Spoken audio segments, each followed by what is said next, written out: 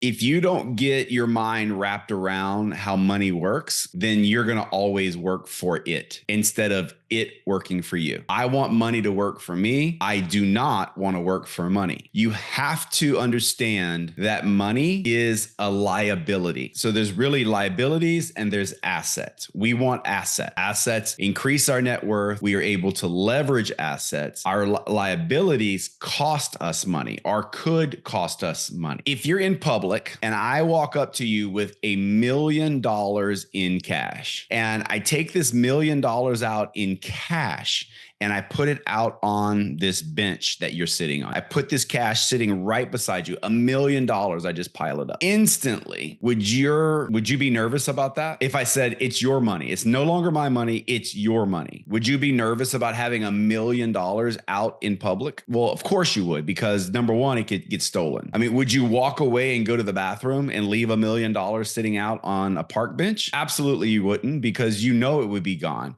If nothing else, the wind blows, you got $100 bills flying everywhere. You come back, you got less money. More than likely, it would be all gone. So in that case, the money is a liability. It didn't do anything for you. The $1 million sitting in front of you is just paper.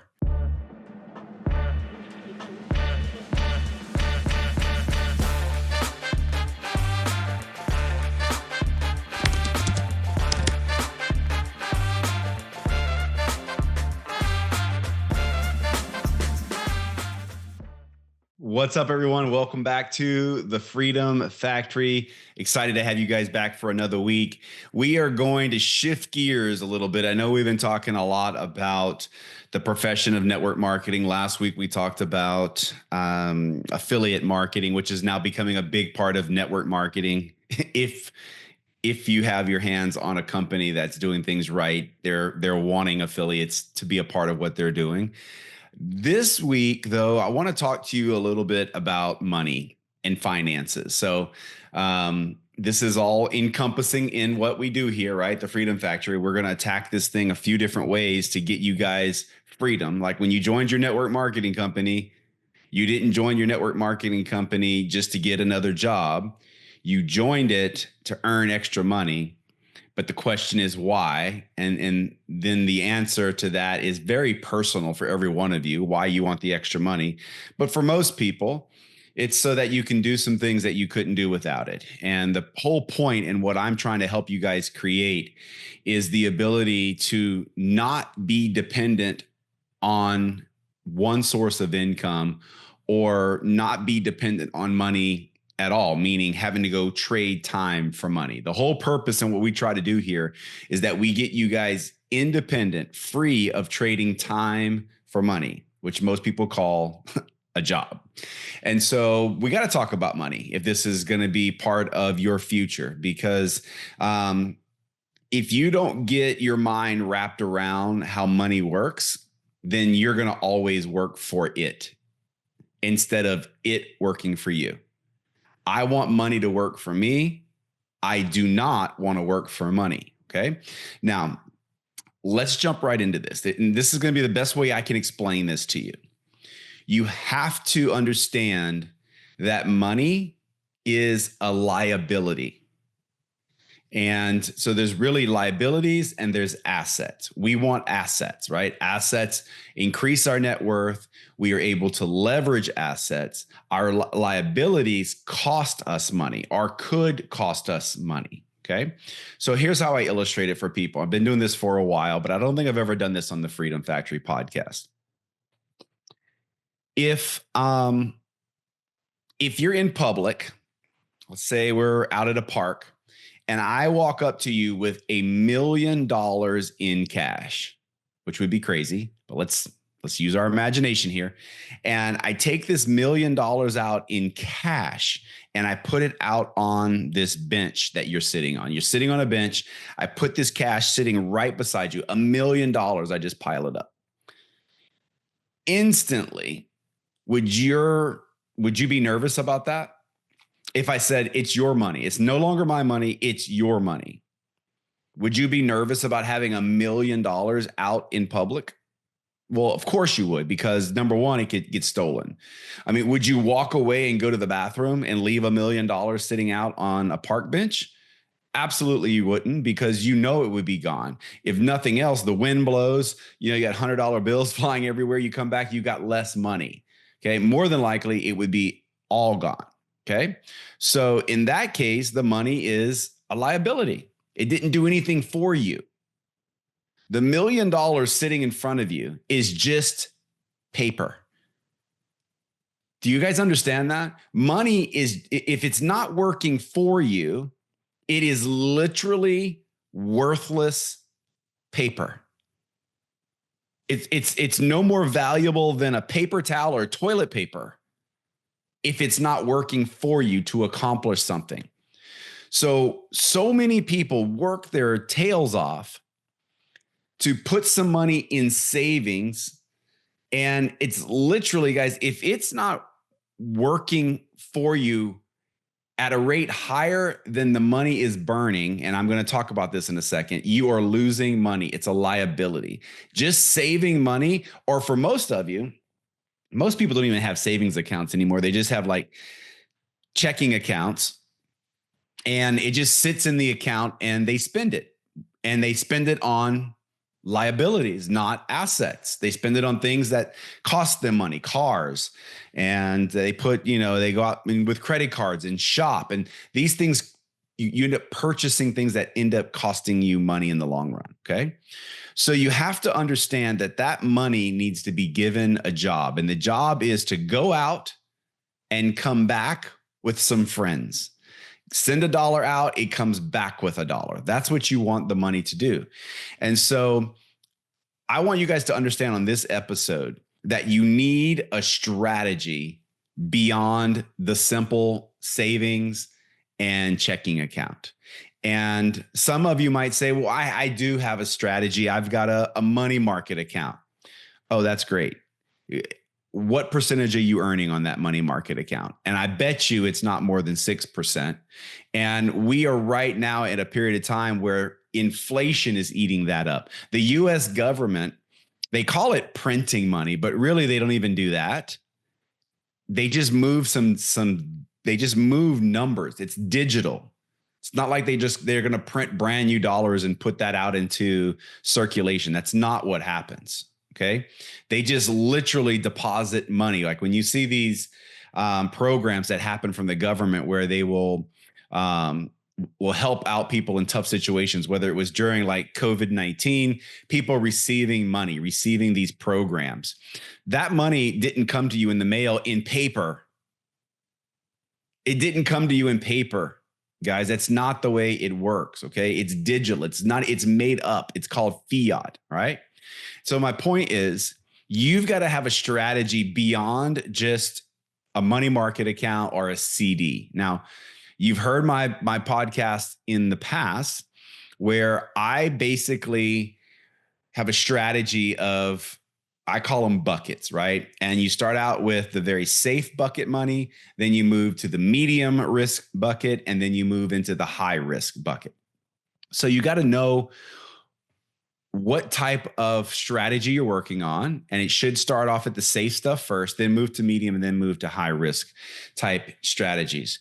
However, for all of you, it takes a completely different mindset when it comes to your money. Like some of you have got 3% loans on your home, 4% loans on your home, maybe even 5% loans on your home. And you're in this rush to pay your home off. Like it's like some, trophy you're going to get to pay your house off. Well, I'm here to tell you, if your money is not making you more than what your home loan is costing you, then why are you in a rush to pay that off? In other words, take the money that you would be putting into a home. Maybe you're putting an extra $10,000, $20,000, $30,000 into your home per year to hurry up and pay it off, when the interest is so low on it already that you would be better off putting that money in some vehicles that are going to earn you more than what your house. If you're paying 3% interest, you simply have to go out and find something that will pay you 4 or 5 or 6% interest. And in doing so, you are getting yourself ahead of the game. You've now turned your money from a liability into an asset. So knowing the numbers, you guys, I was on a strategy session the other day, listening to people talking about how they handle their investments. And they're talking about their 401s and their IRAs, and they literally have no idea how they work. Zero idea how these things work, but yet they're hoping to get financially free somehow. If you don't get anything else from this podcast, I want you to understand this. If you do what the masses do, you're going to get what the masses get. And the masses right now are in a state of panic when it comes to their money and their finances. And it's because they simply have not put the time in to understand how money works. So my plea to you is to first understand that money itself is worthless. It's paper. Repeat after me. Money is worthless. It's paper. It's what you do with that money that can help you or hurt you. Okay. So I want all of you to understand that every month there needs to be a strategy where the money is being converted from worthless paper to assets. Assets that can help you. So what type assets? Well, it's maybe buying stocks. It's maybe buying real estate. I'm going to walk you guys through a deal right now. Hopefully in the next couple of weeks, it's going to close. I've got a real estate transaction happening. And I've had some curveballs in this thing. It's a funny story. I'll tell you at some point once it closes, because, well, I'll wait for the story, but you will not believe the story when I tell you about a mistake I made, but it's going to be okay because of a strategy I use when I buy real estate. So I'll tell you that story in a few weeks once that deal's closed. But so getting back to my point, buying assets, real estate is assets. Some people say, oh, that's crazy. Okay, well, I'll tell you it's not crazy. And I will also tell you that I am teaching you things that have allowed us to become financially free. Right. So real estate has its play. It may not be the best way to make money, but making money is not the only name of the game, right? You got to keep the money. All right. And so real estate's one of the type of investments, a very unique investment that gives you tax advantages that nearly no other investment does. Okay. So some people will say, oh, I hate landlording. I hate doing this. Yeah, I do too. That's why I won't do it. I have things in place there, but I love the tax advantages. Okay. So again, take the time to make sure you understand how money works, guys. I need you guys to start investing some time each week, each month into learning how money works. Because if you just do what the others do, you're going to be in the same place. All right. And just listening to someone, an advisor is not the right way as well. Do you need advisors? Yes, they can short track some things for you.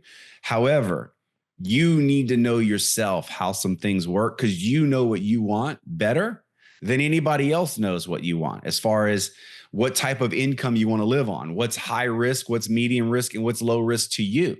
Doesn't matter what's high, medium, and low risk to an advisor. It's not their money. It's your money. You need to be the one that identifies what's high risk, medium risk, and low risk to someone.